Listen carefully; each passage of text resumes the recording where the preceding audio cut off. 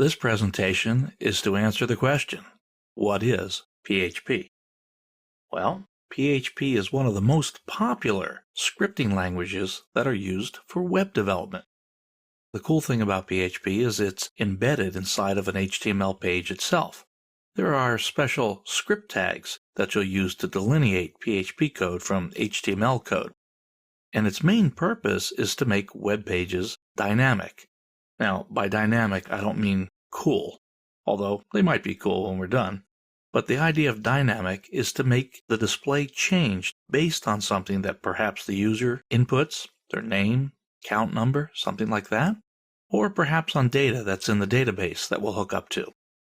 So dynamic means changing.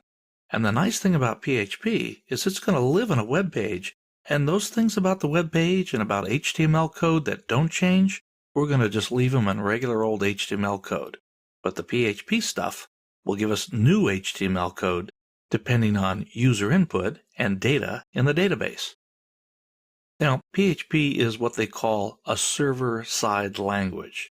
It's designed to run on a computer server, or a web server, really. It's not deployed locally on your computer. Nobody could get at it if it was. The whole idea of internet is to have other people come to your web pages and run PHP. Now that said, we can develop most of PHP locally on our own computers using special software that I'm going to show you how to install later. It's really easy to learn, and it has one of these great features of being free. You can download it and deploy it, use it, and do anything you want with PHP. We're going to use a special package that lets us get a web server, PHP, and MySQL, and a few other tools all together in one fell swoop. And fortunately, it's real easy to do. PHP code, in my opinion, is simpler to learn than other server-side languages. I'm familiar with Java, the Java 2 Enterprise Edition. They run JSPs and servlets and that sort of thing, and that's pretty complex stuff. Also used is Microsoft's ASP, and you have to deal with various Microsoft features to deal with that. All of them work well and do different things on the servers, but PHP is probably the easiest to learn and use. Now you run PHP on a web server, and there's special software, a runtime PHP software, that has to be installed on that server, otherwise PHP will not be processed. PHP, as you're going to find out, is just code that can be inside of an HTML page, may or may not do something that we want to change.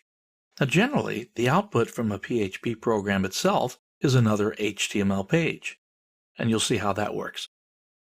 PHP programs are called from one web page and return brand new web pages to the browser as a result. So look at the diagram down here. We have just a little box representing a web page.